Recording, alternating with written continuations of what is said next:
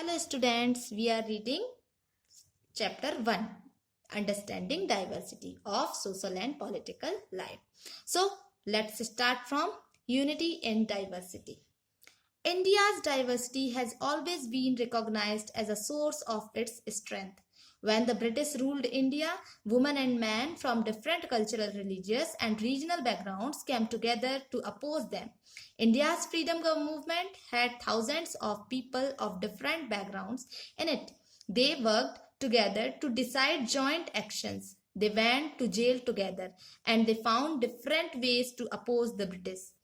Interestingly, the British thought they could divide Indians because they were so different and they continued to rule them. But the people showed how they could be different and yet be united in their battle against the British. Here a poem. Don't forget the days of blood, O friend. In the midst of your happiness, remember to shed a tear for us. The hunter has torn away every single flower. Do plant a flower in the desert garden, dear friend. Having fallen to bullets, we slept in Jallianwala Bagh. Do light a lamp on this lonely grave, O friend. The blood of Hindus and Muslims flow together today. Do soak your robe in this river of blood, dear friend. Some rot in jails while others lie in their graves. Do shed a few tears for them, O friend. So this song was sung after the Jallianwala Bagh massacre in Amritsar, in which a British general opened fire on a large group of unarmed, peaceful people, killing many and wounding even more. Men and women, Hindus, Sikhs and Muslims, rich and poor, had gathered to protest against the British. This song was composed and sung to honor the memory of those brave people.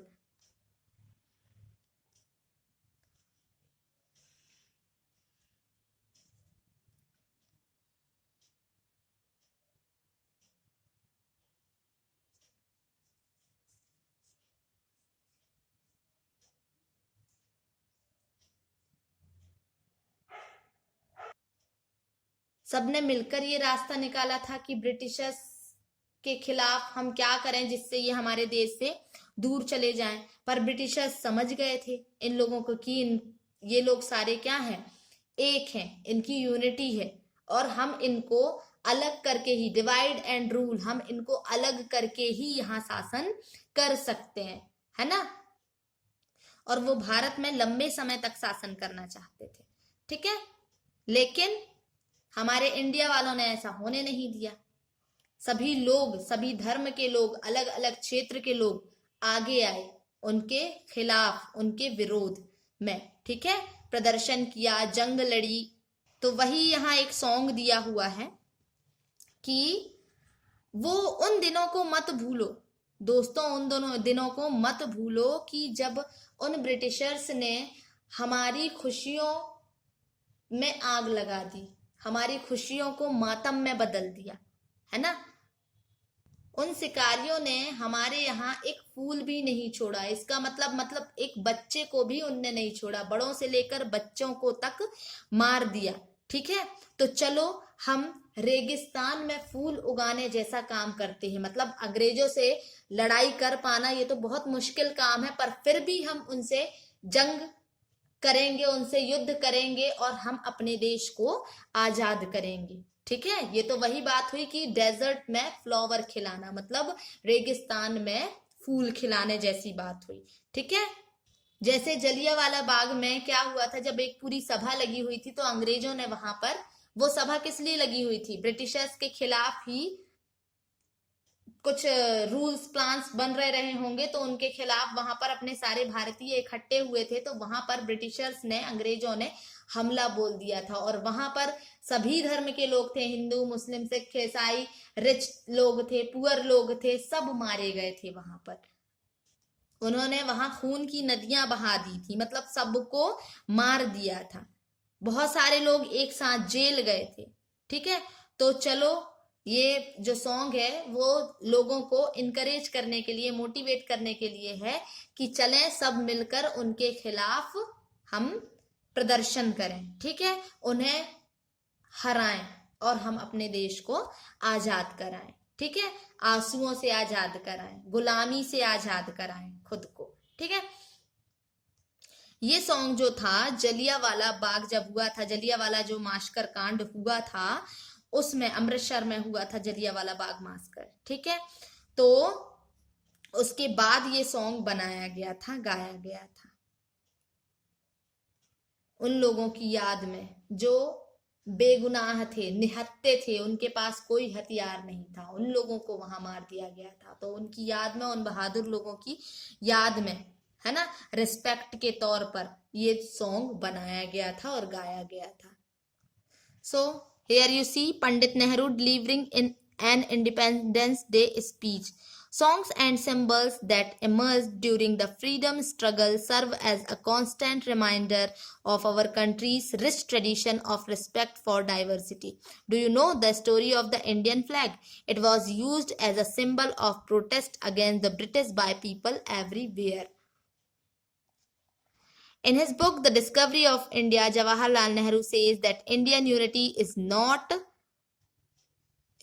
something imposed from the outside, but rather it was something deeper and within its fold. The wildest tolerance of belief and customs was practiced, and every variety